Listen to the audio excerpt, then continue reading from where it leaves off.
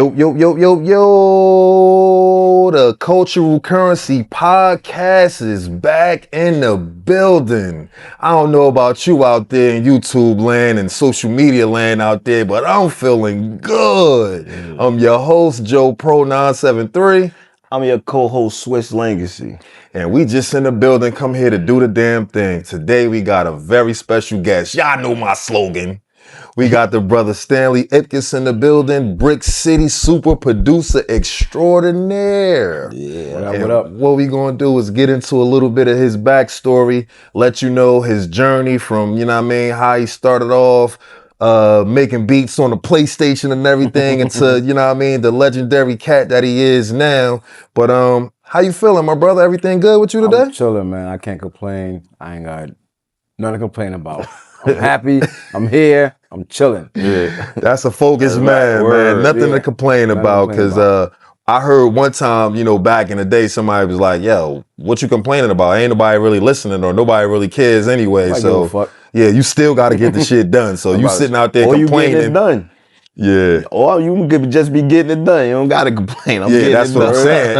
At the end of the day, you still got to just get it done. So complaining serves you nothing. But what we like to do here on Cultural Currency is introduce, you know, yourself, the guest, to the audience out there and just kind of like get a little bit of your backstory. What was it like? What was kind of like your first memories growing up in Newark? Like if you could recall something like that. Oh, man. Growing up in Newark, I grew up 7th Ave Projects. Okay.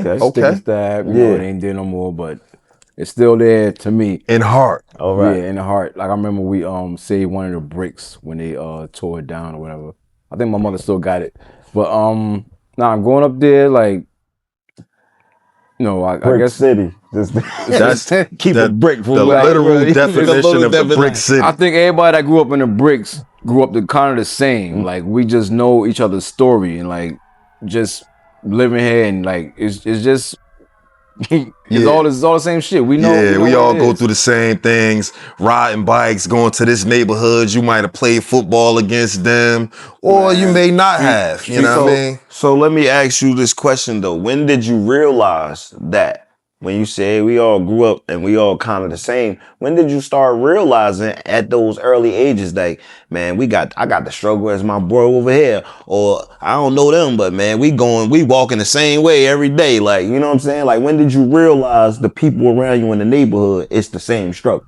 Well, if you're in the same neighborhood, then it's the same struggle to me. I mean, I didn't start like realizing until I got older, like, you know. When you hear somebody else's story and it's like, oh man, I used to go through that too, like putting downlators on the heaters, like project life, you know what I mean? Like you go up the stairs, it's a crackhead on one floor, it's a hooker on another floor, it's drug dealers on the next floor, it's a pile of shit on the third floor. Right. Like that's the project. You know, every floor is gonna be something different, but something different to expect. You survive that and you here. And so you grew up, you know, in the projects, but you kind of also got ties to some very historic blocks like, you know, Chadwick and Avon and things of that nature. So when did y'all move out of the projects and when did you kind of go like on the other side of town and how was that like, you know what I mean, change for you? Oh man, we moved from there like in 94. Okay.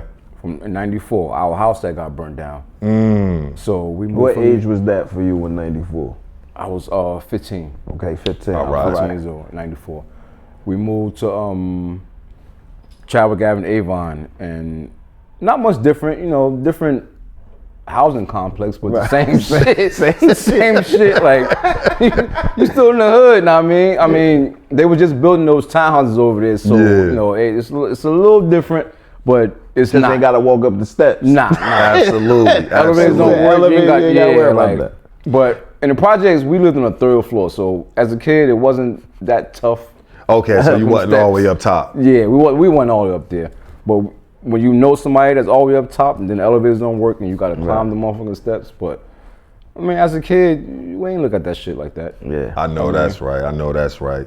And so, like living on Chadwick in that era, shoot, 94, that was like height of Zoo Crew era at that time. And stuff like that. And so, you know, being a young man, you know, traveling, going back and forth to school. I don't know what school you went to at the time, but I'm quite sure you saw quite the influence outside, like as you was traveling. Like you said, it just wasn't in the building, you know what I mean, going past the crackheads and the hookers and everything and stuff like that, but it was outside on the streets. But that must have been quite, you know, just I feel like kids when we was younger, we had so much more fun than kind of like what it is now. Like you did everything. Like I said, you rode bikes, you played basketball, you wrestled, you did this, you did that. Like how often do you see kids outside these days? They in the house trying to stream on the phone and streaming and shit. Like they faces in the computer. We was outside. Like you had to be outside because your mother said, "Don't bring your ass back in here, or you gonna have to stay." Oh yeah! Oh man, I forgot about that. Like, you keep running in this house too much. Now sit your ass in. Long as you was in before the street lights, you know. But keep your ass out there because you come back, you want to stay. And to your earlier point, we all had similar stories because in my house it was the same thing. You run in too many times, you gotta come back in. Right. That's right. So touche. And so your family was kind of like musically inclined, if I'm not mistaken, right? All of them. All of them. I grew up around a musical empire. Like my mother, my aunt, my grandmother, all my uncles, they all had this gospel group called the Roger Singers. So I grew up in the church, so I used to go to church, and I remember I used to sit in the front row just to watch when they performed. Like I used to see my uncles on the drums. They would switch. Like let's say my uncle playing the drums and my other uncle would switch. They start doing this thing. Right. I'm just looking at all this.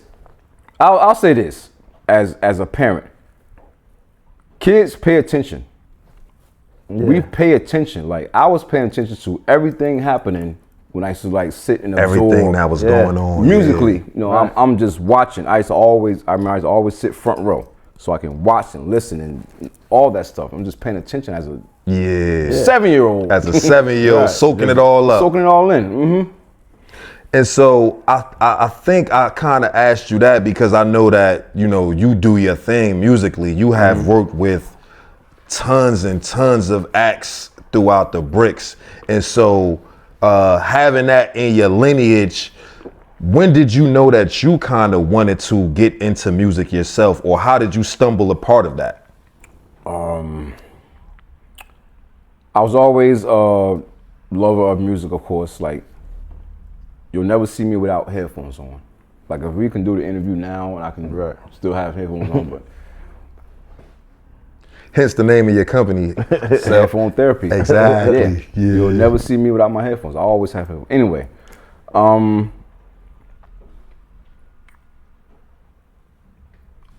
I would say I first figured it out. All right, so I used to go to my father's house, and my little sister had this was fucking with this game called Music Generator. Okay. All right. On a PlayStation, where you can make your own beats. Me, as always loving music, of course I want to see what's happening with it. So I asked her, like, let me borrow one day. Never gave it back to the This was like 01 maybe. I definitely have a similar experience. Never gave it back. I went ham on that play. That's what started, you know, me making beats. Like I didn't know I can actually make the beats until I started fucking with that. So I was making beats on the PlayStation, going to people's studios. Just imagine you going to somebody's studio, you know, they know you got beats or whatever, and like, all right, where your flash or whatever that.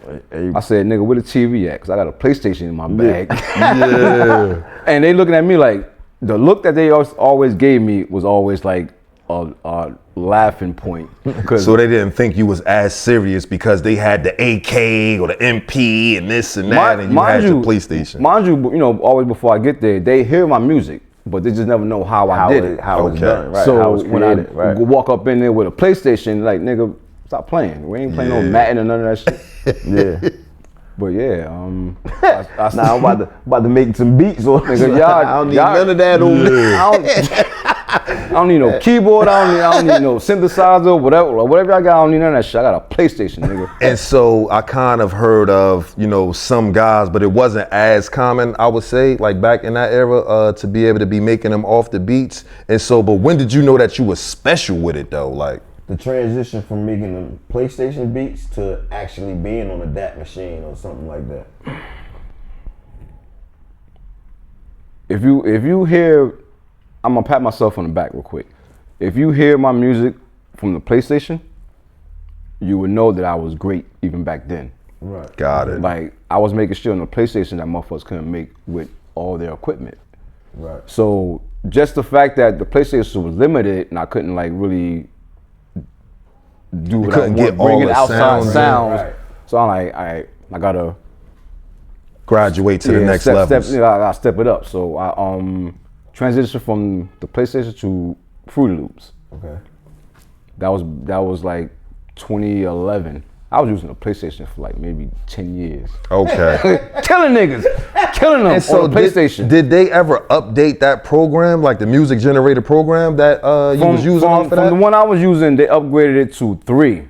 Okay. I couldn't get with it because, they added like the sample portion where you got to take the CD out, put a CD in, and take a certain part or whatever. I couldn't get with all that shit. Okay. So they kind of made it a little bit more difficult, and it was just the user interface wasn't as easy. Or and I'm just used to making all my shit originally. Like I wasn't sampling back then. Like on the PlayStation 2, you couldn't sample, so everything you created it had to be you got to put in every note, had to be 100, every kick, 100. So still, I was making shit that people couldn't make on their $1 million equipment. Yeah. And so, but like as one of the premier, beat makers in the community, was there ever a time when you was making some shit and like an artist came to you and you was just like, man, I can rap better than you on that, or like they didn't maybe like serve your beat like kind of like in the manner that you thought that they should have, or like were you ever inclined to say like, I want to put some vocals on this, or you just was like, nah, I'm gonna make the beats? I'm the producer. Okay. So you kind of just knew your role, this is what I'm good at. I'm not gonna step my boundaries. You gotta stay in your lane. I remember before I started producing, I tried rapping. Okay. I tried it, like I attempted it. I'm not. I'm not that person. So. But you know where you are though with it. You are. I'm you a mad scientist. I stay there. Yeah. Right. Dope. I help out with I help out with little small parts of lyrics. Okay, because you can hear things, maybe arrangement, cadence, all that shit. I'm still hearing instruments. Because it's part of the beat, right? The cadence is right. That's dope. Everything else, nah. Yeah, I feel you on that. Nah, I'm good. And so, because your name is very intriguing to me, because they kind of had that movie, and you were saying, I heard somewhere that you kind of didn't like it at first. And so, like, how did you wind up actually accepting and embracing the name Stanley Ipkiss? Because it's a name, we all know where it came from, the mass, but as far as in hip hop, there is no other Ipkiss out there. So like, how did you wind up finally embracing that name? So when the movie came out, people used to just yell at me, Ipkiss. Like everybody, that's pissed me off. Like, that's not my name. That's not my name. It's not my name. So one day, my man Fah Famyliar. Shout out to Fah, friend of the show. Shout out to Fah. He came busting in my house one day like, Stanley Ipkiss. I'm like, you know what? I'm just gonna keep it. I couldn't stop people from calling me that after that movie came out. It just stuck. It stuck. It was a big movie. So my name is Stanley, and old boy's name was Stanley Ipkiss in the movie. So everybody would just yell out Ipkiss at me like all over. So I couldn't stop it. It's like, I can't beat him, join him, man. I can't stop this shit. When he came busting in my house like Stanley Ipkiss, I'm like, all right, that's me. All right, I'm good. So was it because somebody who out of love did it that was all right? It's kind of more acceptable. Fah's my brother. Yeah, that's what I'm saying. Versus somebody who don't know you, you know what I mean? Yeah. Now that you mentioned that, I think that did play a part. That's my bro, and he came busting in my house without knocking. He just being fine. being fine. He busted in my house. Like, Stanley Ipkiss. I'm like, all right. Dope. I'm gonna keep it. And And so him being a rapper, you know, he has, you know, the Get Familiar movement and things like that. I'm quite sure you produced 1,000 tracks for him. Fah was one of my first artists that I ever worked with. Okay. Back then, doing the PlayStation, and I had my stereo with the karaoke mic, and I had 2 tapes. So you put a tape in with the beat on it, you can record it, then you can put another tape in there, and you can record ad-libs. So we was figuring it out back then, you know what I mean? And Fah was there. Fah used to sleep on my couch. Fah used to wake up, like, nigga, let's work. Damn. And so my brother Vertical Jones, shout out to Vertical Jones, he was in here and he was telling me that if you are a person and you have a craft, you should be able to do that out of your sleep, like waking up, you know, in the morning. And so like if you're a rapper, you should be able to have some sort of studio equipment in your house to be able to wake up and be on go. If you're a singer, you should be able to do the same thing. If you're a beat maker, you should have the equipment in your living room, because some of the best things come to us in the middle of the night. We could not even be thinking about something, or Shit, you know what I mean? It just comes to you sometimes. Like just to go back to Fah real quick. When we used to have our little sleepovers, like he literally used to wake up rapping. And well, you know, I'd be sitting there making, cause I get up early all the time. So I first thing I do when I got up, I start making beats. So I guess he'll hear it in his sleep. And the motherfucker just wake up, like start spitting, nigga, just waking up. So to do that, I mentioned that to do that, to just wake up and, you know, get creative and put down whatever's in your brain instead of trying to run somewhere and do it, or not having the equipment, is like great. Yeah. Like you can just wake up and, or whenever the idea comes, or so you should be able to have that outlet. Put that shit down right there, there. Because when you lose it, it's because some of our greatest creative moments come right then and there on the spot. It's like, like you hear shit and then you like, you want to get it. Then a lot of times what you hear in your head and you put it down don't sound like it, but it kind of sounds better or sounds different than what you thought about, and it turns into something. I don't know. I'm just trying to.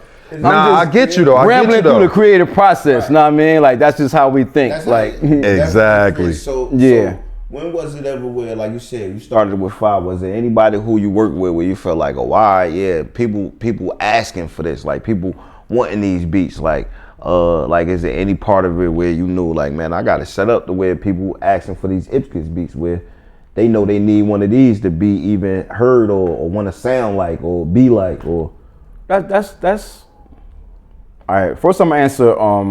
When I first did my first beat battle, back in 2014, when I first started putting myself out there, because I was just in the house. Right. You know what I mean? Me and Joe Dirt.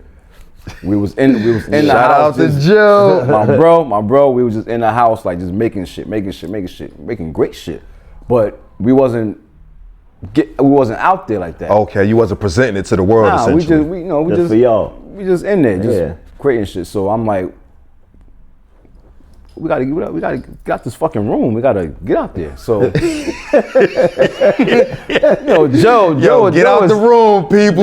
Joe was staying in the cave for forever, but creating. We gotta. That's what we did. That's what I'm saying. Absolutely. That's what we did. I'm only explaining it for the people who don't create, who don't understand that you could be in the cave creating and get in the creative mode and don't care about what's going on out fuck there. That. But fuck all that. But I challenge everybody out there that if you are in the cave, get out there and put it out there to the world, because I feel like you kind of being selfish if you just hold it to yourself. You know what I mean? Like put that into the world, because that thing can lift up. We never know what our art can do to someone. Exactly. You never know. And to get back to the story, so I went to my first beat battle. That's when more people started seeing what I can do. So one thing led to this person. All right, your beats was dope. I heard about the battle. All right, he told this person, and so on and so forth.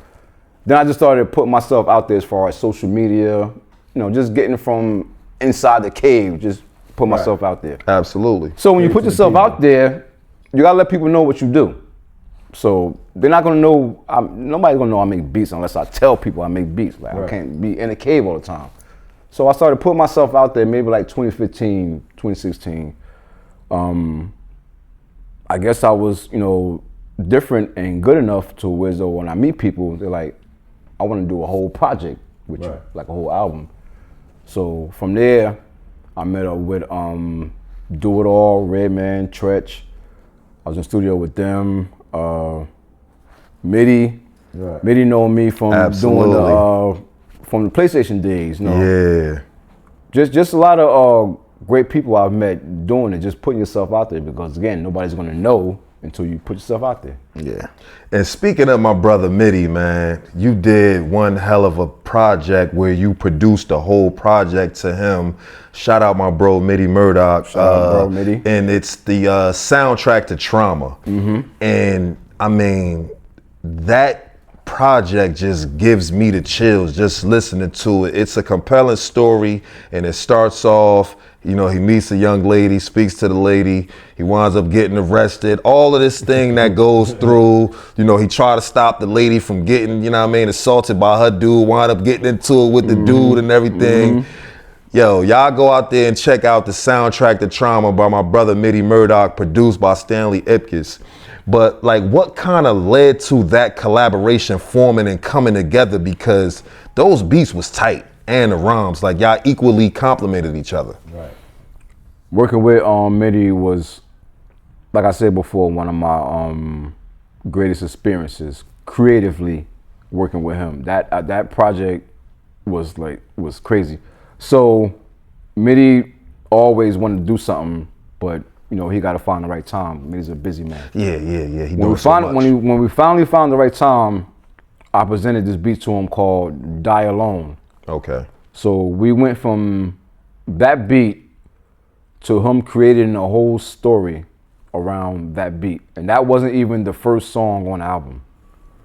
So we had to create a backstory to that beat and going forward from there. So to explain to people when he's creating his story, you have to formulate the beat from where he's trying to tell you from the storyline, or is he creating a storyline from that first beat you told him, and then you have beats that goes with that storyline already? Both. Good question. Both. Okay. So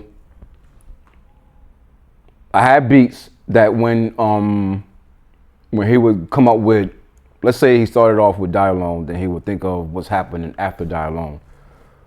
As he's telling me, I'm thinking of something that can go with it if I have it, or if I don't, if I gotta make it. Gotta create it, yeah. So going from Die Alone to backwards to forwards, like again, it was both. I had to create something.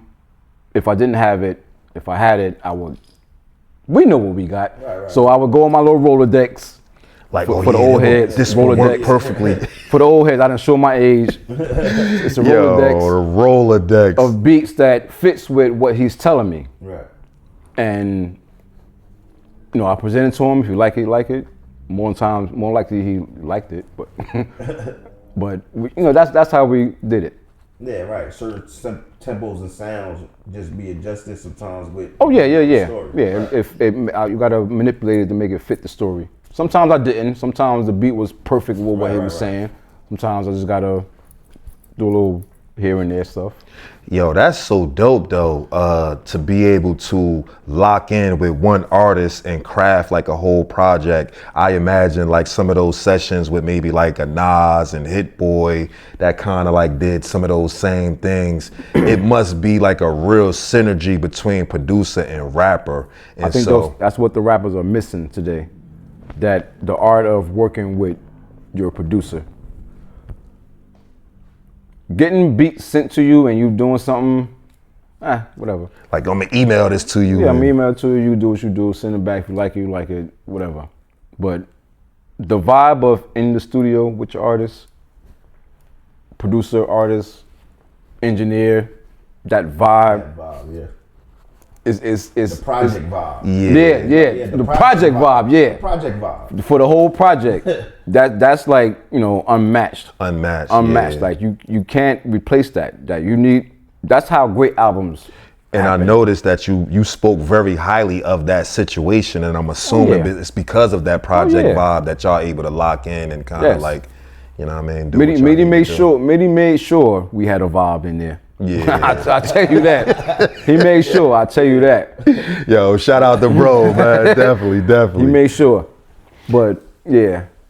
So even through all of how you keep moving along, what keeps the creative process flowing? Is this just something that and DNA, like you said before, or is it something that you see on a day-to-day basis where you create beats? Because we know you have people who do spoken words and they speak what they see in creative. You are making sounds to what you see in creative. How is that process for you? Just to be explained for some people know the difference of the creativity. The same way we breathe, the same way we blink, the same way we wash our ass every day is music. That's a part of my life. Right. Like, damn, bro. That's just a part of what I do. No matter if I'm got what you call it, a beat block or anything like that, it's just always something you see that's going to give you inspiration. Yeah. As far as what you create. I mean, I'm a producer, so I hear everything because I'm like eclectic. Right. So I can tell by your style. You got the bones on the hands, the spikes and everything going on. I'm full Ipkiss today. I'm full Ipkiss. So just hearing things, just hearing people talk. I have music in them. Right. Just hearing like the cars run over bumps. You hear a beat. Damn. So everything is music when you're in music. Yeah. So you're just so engulfed into it, like everything is a sound. It's kind of like it drives me crazy sometimes. I was thinking that's all I hear. But I didn't want to put it out there because it's such beautiful to you, but like hearing music all the time must kind of drive you crazy a little bit too. They say all geniuses in their lane always go through that. So it's how they accept it. But I wanted to ask you, is there a sound in your mind that you hear that you never heard before? Like that you can't get to? Like on any machine yet, as a creator, because it sounds everywhere. Is it a sound that you're looking for that you've not heard through a machine yet?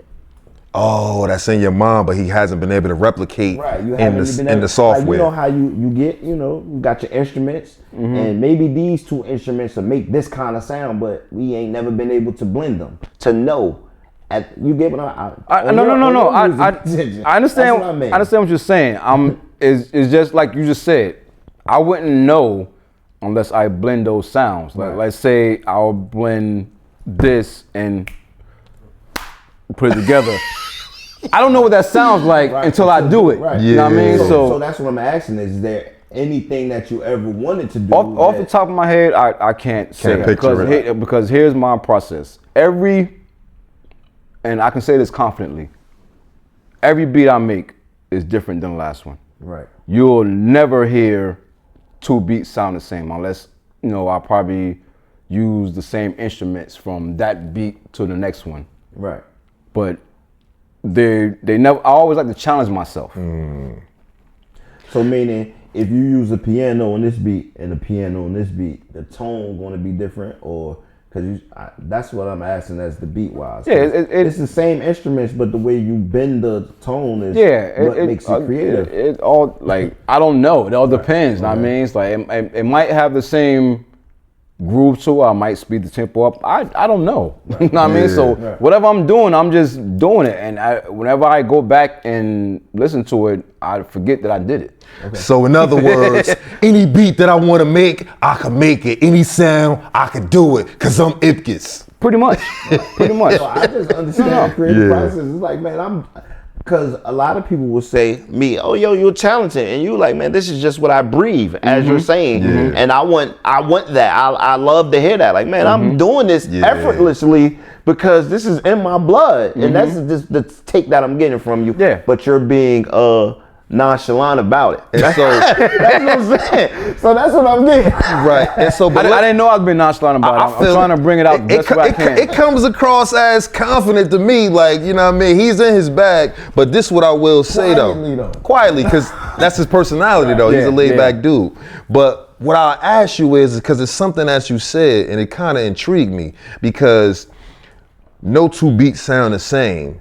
So you making things that musically they sound different. But if we was talking about maybe like a Havoc or Alchemist, they kind of have like a sound. So would you say that Ipkiss has a sound, even though like none of his beats sound the same? So it's like, yeah. Well, I can't say that. For the people on the outside looking in, they'll probably think I have a sound, because I would say what I do mostly, I like big music.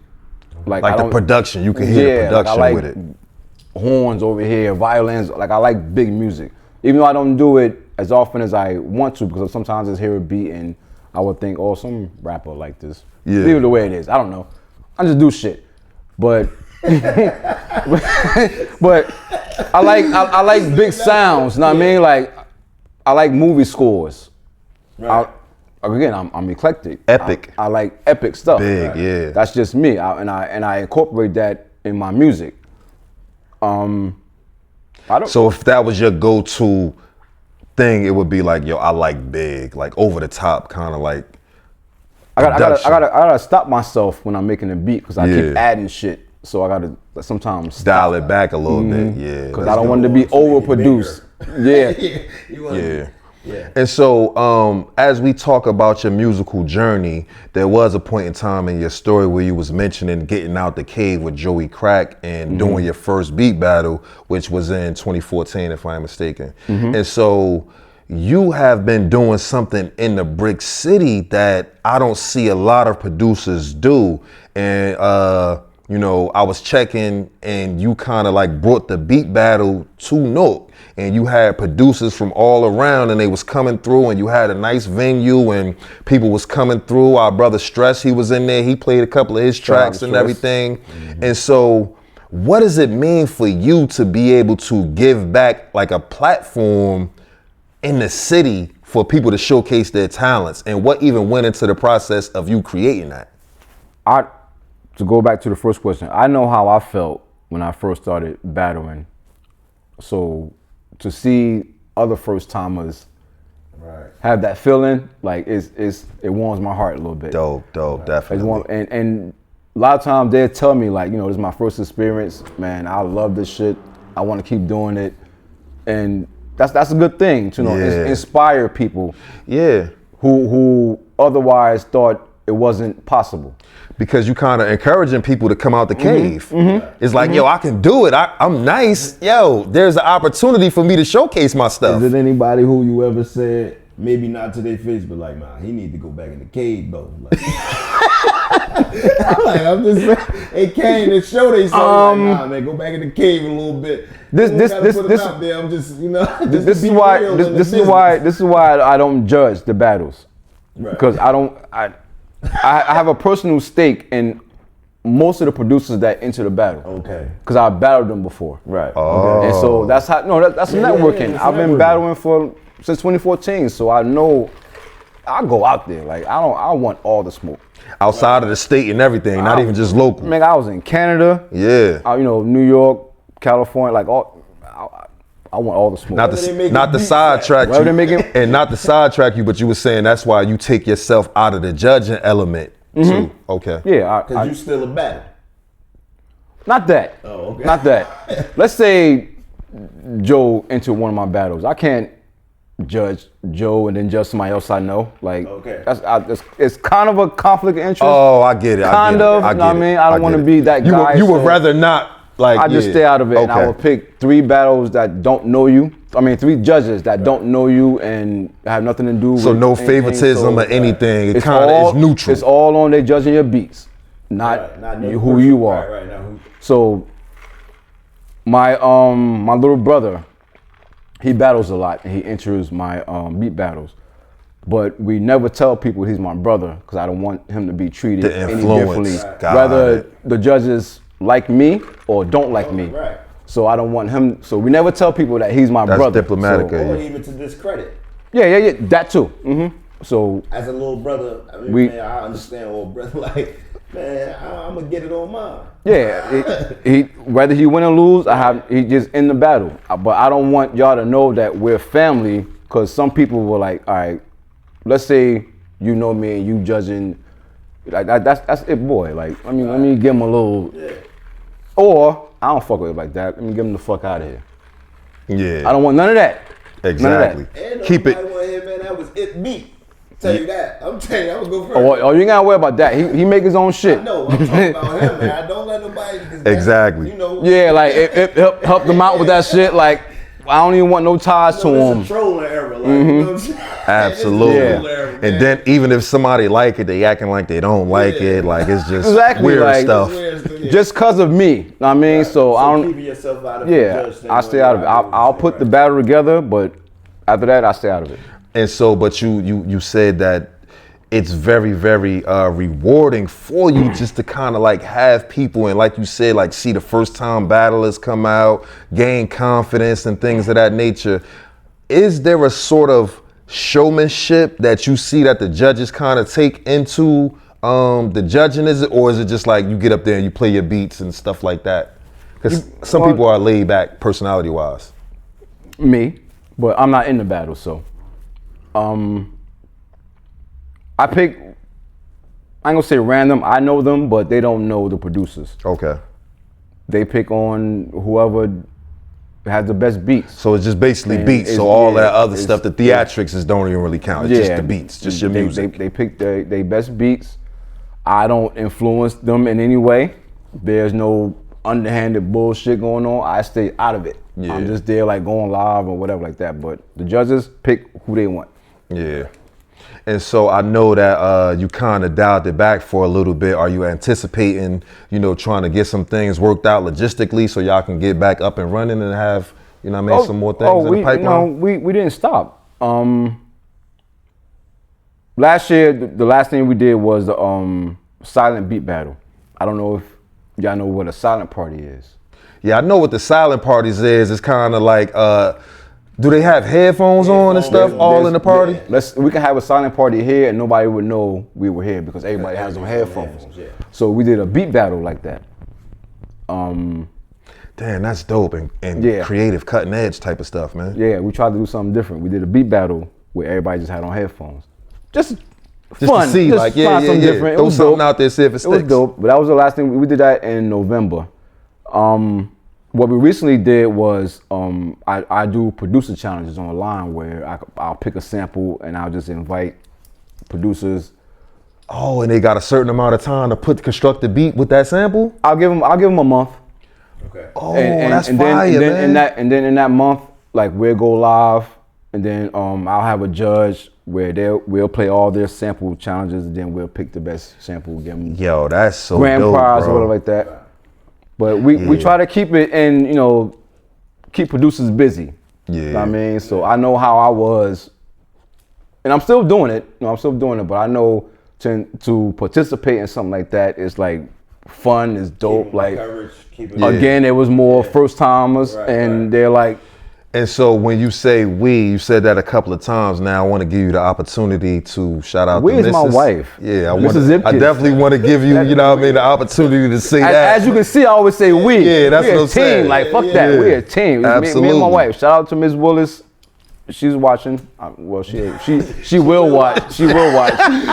No, nigga, she's watching. She's watching now. Willis is always watching. Always watching. Absolutely, yeah, she should be. Mm-hmm. But yeah, that's really, really dope, man. I had the pleasure of meeting her at one time and stuff like that. So yeah, definitely shout out to Ms. Willis. And so, but it's just so interesting to me how you have that approach of doing things differently. A silent beat battle. I'm going to give you guys a sample and y'all come to me with the best beat. Like, that is a crazy idea. I'd never even heard of anything like that until now. And so where do you get some of these ideas that you just come up with and you just try to, put out there? Sometimes I come up with them. Sometimes my wife will hit me with like, yo, you should do this. It's just a team effort. Absolutely. You know what I mean? So absolutely. Just to keep myself and all producers busy, we just come up with stuff like you should do this and let's get into that. Is there anything bigger that you feel like, because as you said, you like bigger music. So I know you do hip hop beats, but is there anything that you feel like maybe a Broadway show that you put in your music balance? I would love to do a musical. Maybe move. Yeah, you get. I would love to do Great question. a Is there musical. any that you creating yourself? Meaning, because it's a musical. You can create the musical and then find the actors. So I'm just asking, is there anything like that you created? Because I would love to be in a musical and perform it. What you gonna do? What you gonna do? You know what I'm saying? What you gonna See, do? they don't know. You know what I mean? I'm a showman's person. Like I'm a person. I'm asking you, brother. What you gonna do? Depending on what the music catalog say. You get what I'm saying? I Okay. can alto sing. I can rap. We know that. I'm a dancer. I'm light on my feet. that's I what went I'm to talking about. I went to Marie. That's what I'm talking about. Man, do the musical, man. The brother, we gotta do this, bro. Like I would love to produce a musical. Like, Look, I have a theory about a musical from where we from, but had nobody to formulate it with me. But I have, because I don't even want to say. The last time we sang it was with Beyonce, Mos Def, in that movie. I forget what it was called, but that's the last joint. Carmen or some shit. Carmen. Oh, yeah, that's the last exactly. kind of joint we kind of sang like that. You know what I'm Mm-hmm. saying? Just bringing it while we here live like that. So writing something for our own story with brothers I know who create is something that I feel like we can bring just for the Jersey, Essex County movement. Know what I mean? dope. That's dope. He might have birthed something. Hey man, this is just thoughts and Yeah. ideas from Hey, creators. But that's man. what you do. You put these things out here in the atmosphere, and we might keep that cut Yeah. out. This just for us three now. No doubt. But I did want to get to one thing before we get wrapping up and get ready to get up out of here. You've been doing a lot of things creatively, and you have been introducing some AI into what you kind of have been doing or have been done. And so can you give us like a brief description and your thoughts on that maybe? Because I know a lot of people out there are scared of the technology, they're scared of the AI and things of that nature. And so like, what's your thoughts on that, and how do you incorporate it into your sound and what you're doing? I have no idea what's the fear of AI when you could use it to your advantage. And I know some people feel like, all right, if AI can just make the music, then they don't need me. But there's nobody like me. There's nobody like you. You can't sit here and interview an AI. So AI doesn't do nothing unless you tell it what to do. So And you made that point a couple episodes ago. So I'm only speaking musically as far as AI goes. Whatever else, I don't know. But musically, You gotta have that soul essentially. so you have to have creativity. I'm gonna just say So creativity. you're using the AI, but you still have to be creative. In the use still have of to it. be The AI is gonna just sit there. You gotta tell it. You have to gotta tell give it what it to the do. proper Like you still have to be a creative motherfucker to use the shit. So how I'm using it, like I make my own music, and then you can use AI to put vocals on your music without an artist. Right.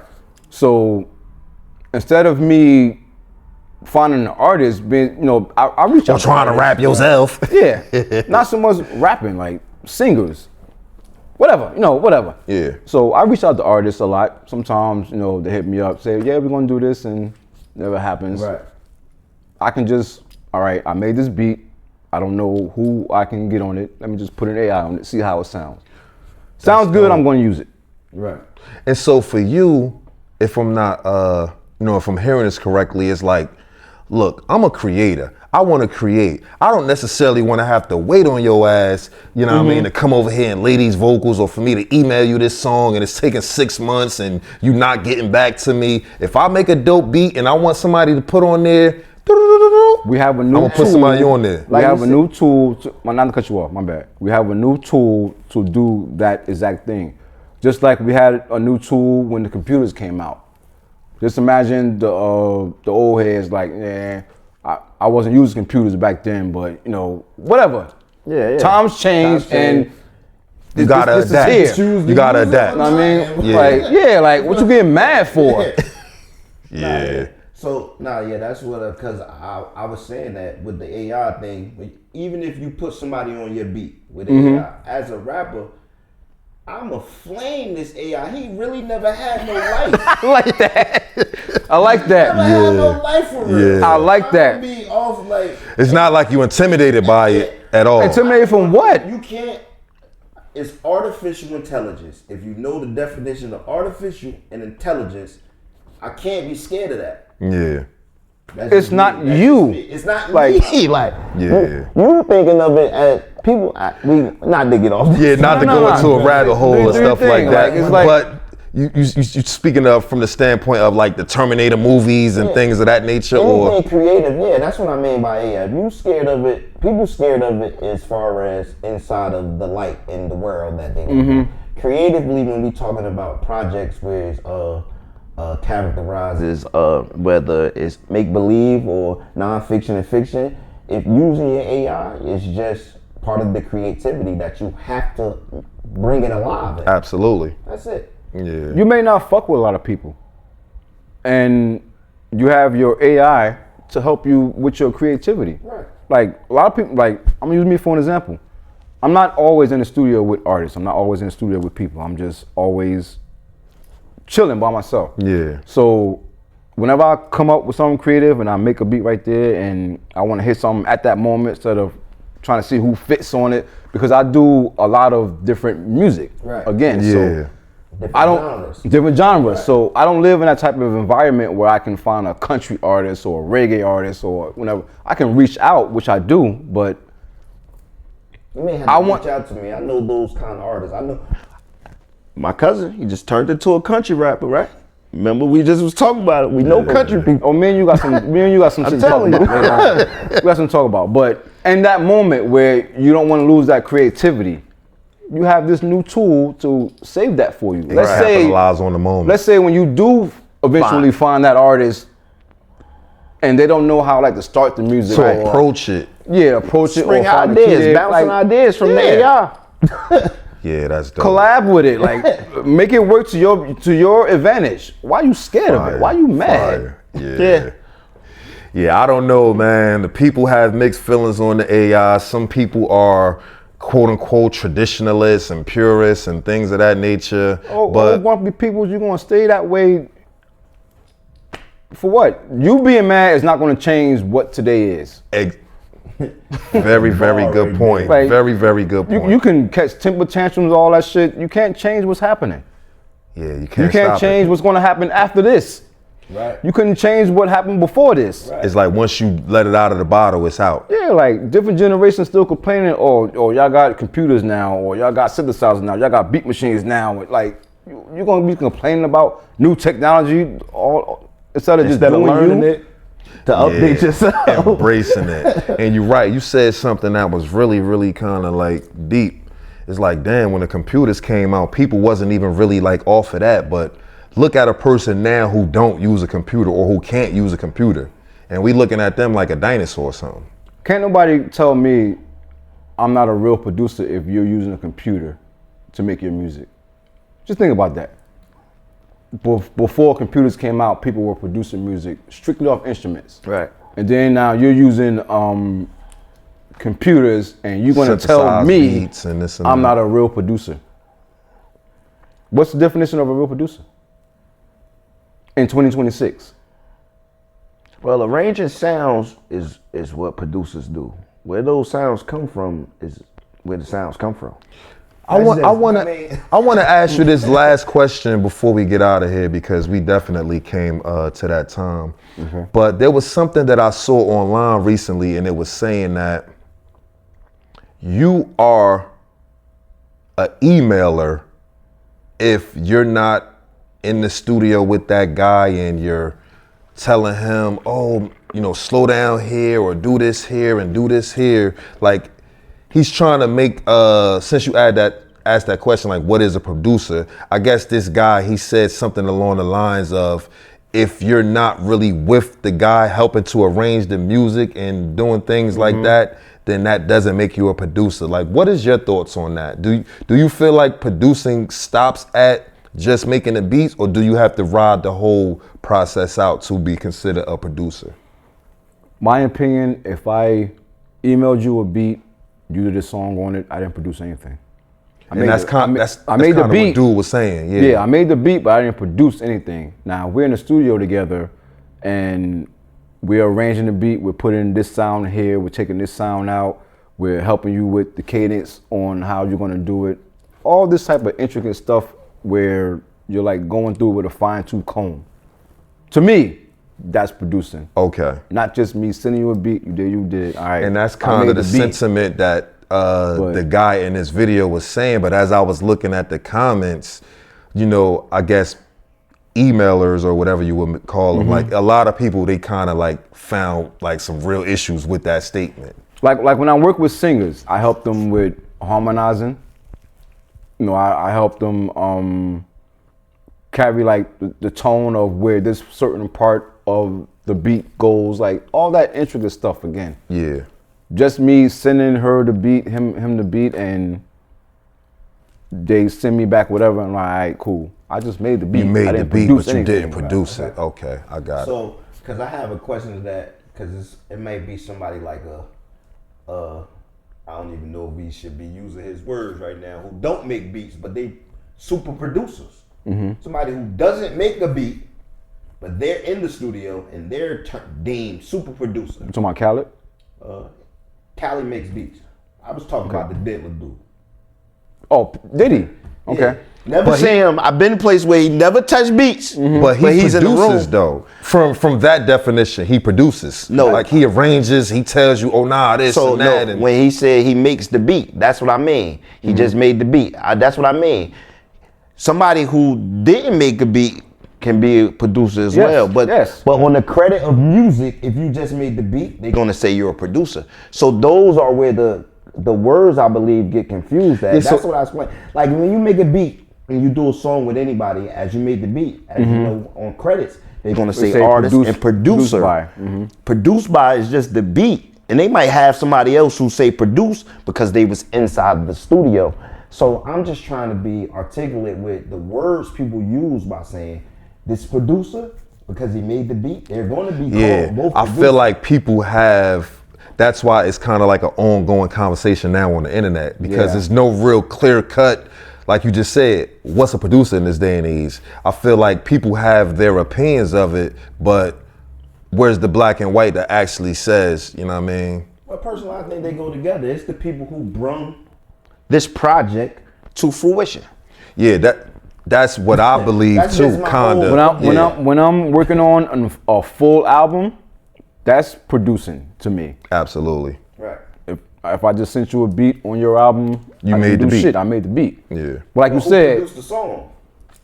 The engineer, maybe the engineer that was in there. So he's asking, as far as if I made the beat and he arranged it, who produced it? I don't know. So and that's the exact question. That's the exact question. When we read the credits, they're going to say 3 of us produced it. Okay. They're going to say the artist who we'll wrote all it. get some sort of percentage. But people fight for that. See, this is a different topic in the business of music. Yeah. They're going to, whoever is, so it's 100%, right? The producer and the writer is 100%. Then it's 50-50. Depending on the samples the beat maker made, they got to break that down. Depending on who wrote the song, they're gonna have to break that down. But they're all people who fighting for points of production or producer for the credits. So when people go to look at this next album coming up, they're looking at the names. You want your credits. Producer. Yeah. Yeah, but if you didn't saying who gets the credits of producer, gonna get the credit. That's what if everybody put in the hand of producing the song. Yeah. That's what I mean. But it can come from different parts. It made the beat. You rapping, I just, say it like this a little bit. Song it like this, like, we all produce it in the point of business because everybody gonna want their credit. Exactly, and that was that conversation that was going on online, and I think it's a very, very deep conversation because I'm not in the business of trying to, like cheat somebody or out of their credit or something like that, you know what I mean? But I feel like if you help, you help. Let's all get this fucking money. That's where it kind of was going though, but.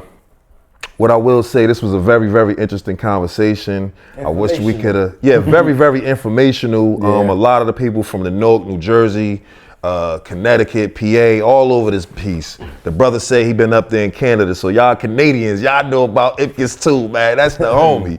He got them beats. Canada, hit him up. Florida, man. Absolutely. Anything came my way, I was on it. I want all the smoke. So, as we, getting ready to wrap, do you have like your socials that they can hit you up for beats maybe, or something that you want to let the people know, maybe some upcoming projects or something like that? Yeah, you can find me Stanley Ipkiss Facebook, King Ipkiss 26 Instagram.